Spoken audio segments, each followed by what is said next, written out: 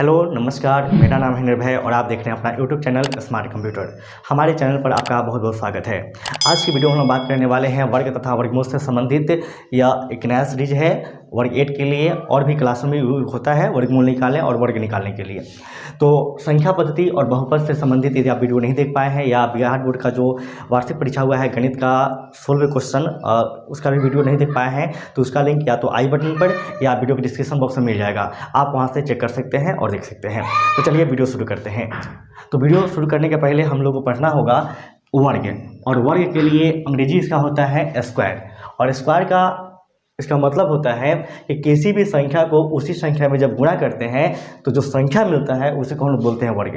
कोई भी संख्या ले, दुनिया की कोई भी संख्या ले सकते हैं आप, पूर्ण संख्या, पूर्णांक संख्या, सम संख्या, विषम संख्या, दशमलव, पूर्णांक, अपरिमेय कोई भी संख्या ले लीजिए, कोई दिक्कत नहीं है। आप संख्या होना चाहिए। हम जितना भी संख्या का भी नाम बोले हैं, यदि आप उसका जानना चाह रहे हैं तो इसका भी लिंक वीडियो डिस्क्रिप्शन बॉक्स में मिल जाएगा, आप वहां से देख सकते हैं कि यह संख्या क्या होता है। तो हम एग्जाम्पल के लिए यहाँ पर एक 4 ले लिए हैं, तो 4 को जब 4 से मल्टीप्लाई करेंगे 16 आएगा, और इसको हम लोग लिख सकते हैं 4 का स्क्वायर। तो इसी को हम लोग बोलते हैं स्क्वायर यानी वर्ग, यानी इसको हम लोग बोलेंगे 4 का वर्ग बोलेंगे, ठीक है। या इसको भी बोल सकते हैं 4 का वर्ग, ठीक है। हम मान लेते हैं कि a है, तो a में a से जब मल्टीप्लाई करेंगे तो a स्क्वायर हो जाएगा, तो a स्क्वायर को बोलेंगे a का वर्ग यानी a स्क्वायर। अब 10 ले लेते हैं, तो 10 में 10 से गुणा करेंगे 10 का स्क्वायर यानी 100 आएगा, तो इसी को हम बोल देंगे 10 का स्क्वायर यानी 10 का वर्ग। फिर मान लेते हैं कि 6x दे दिया, तो कोई दिक्कत नहीं है, जो संख्या देगा उससे मल्टीप्लाई करेंगे, तो 6x में 6x से मल्टीप्लाई करेंगे तो 6 में 6 से गुणा करेंगे तो 36, और x गुणे x स्क्वायर।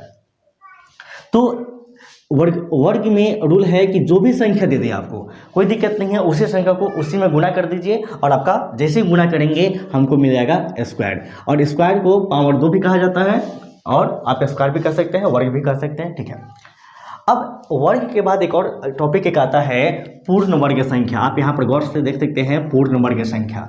पूर्ण वर्ग संख्या को समझने के लिए आपको वर्ग समझना होगा। यदि आपको वर्ग आ गया तो पूर्ण वर्ग समझते हैं।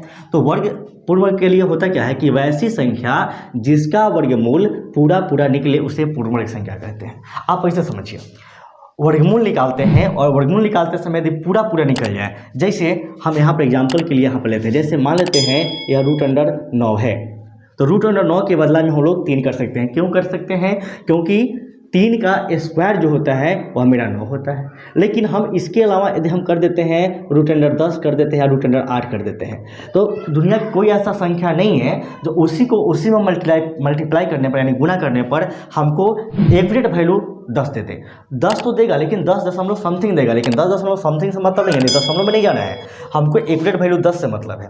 या हमको दो संख्या को मल्टीप्लाई करेंगे उसी से गुणा करेंगे तो हमको 8 देगा, लेकिन 8 डायरेक्ट नहीं देगा, 8 दशमलव समथिंग देगा, लेकिन हमको डायरेक्ट से मतलब है। तो वैसी संख्या जिसका वर्गमूल पूरा निकले उसे पूर्ण वर्ग संख्या कहते हैं। जैसे में ये हो गया आपका। और भी बात कर लेते हैं, जैसे √16 की बात करेंगे, क्योंकि यहाँ पर वैल्यू मेरा 4 देगा, लेकिन इसी से हम एक स्टेप आगे एक स्टेप पीछे आते हैं। जैसे हम 15 की बात करें तो √15 जो है मेरा पूर्ण वर्ग संख्या नहीं होगा। तो पूर्ण वर्ग संख्या में उसी संख्या को लेते हैं जो किसी न किसी संख्या का वास्तव में वर्ग है, ऐसे समझिए। किसी न किसी संख्या का आपका वर्ग वह है तो मेरा पूर्ण संख्या कहलाएगा, अन्यथा नहीं कहलाएगा। जैसे 144 की बात करें तो 144 मेरा जो वर्ग है 12 का वर्ग है, यानी 12 में जब 12 से मल्टीप्लाई करेंगे तो 144 आएगा। 196 की बात करेंगे तो यह मेरा 14 का वर्ग है, 14 में 14 से जब मल्टीप्लाई करेंगे तो 196 आएगा, ठीक है। तो पूर्ण वर्ग संख्या वैसी संख्या और जिसका वर्गमूल पूरा निकले उसे पूर्ण वर्ग संख्या कहते हैं। तो ये आपका पूर्ण वर्ग संख्या हो गया। अब बात कर लेते हैं कि पूर्ण वर्ग संख्या की एक शर्त है, पहचानने के लिए देता है निम्नलिखित में कौन पूर्ण वर्ग संख्या है और कौन नहीं है। तो शर्त ध्यान से देखना है। तो शर्त में कहता है कि कोई भी संख्या हो, 2 अंक का, 5 अंक का, 13 अंक का, कोई मतलब नहीं है, उसकी इकाई पर गौर करना है, इकाई के अंक पर गौर करना है। यदि इकाई के अंक पर 2, 3, 7 और 8 इसमें से कोई एक वैल्यू पाया जाता है, कोई भी संख्या हो उसके इकाई के अंक पर 2, 3, 7 या 8 इसमें से कोई भी एक अंक वैल्यू पाया जाता है तो वह पूर्ण वर्ग संख्या एकदम है कि नहीं होगा तो नहीं होगा। जैसे एग्जाम्पल के लिए हम एक संख्या लिखते हैं, जैसे 6, 8, 9, 1, 3, और यह हम लोग पता लगाना है कि यह किसी का वर्ग है या नहीं है। तो वर्ग है या नहीं है, सिंपल सा शर्त से हम लोग पता कर लेंगे। तो शर्त कहता है कि इकाई पर इसमें से कोई नहीं होना चाहिए, यदि होगा तो वह पूर्ण वर्ग संख्या एकदम कन्फर्म है कि नहीं होगा तो नहीं होगा।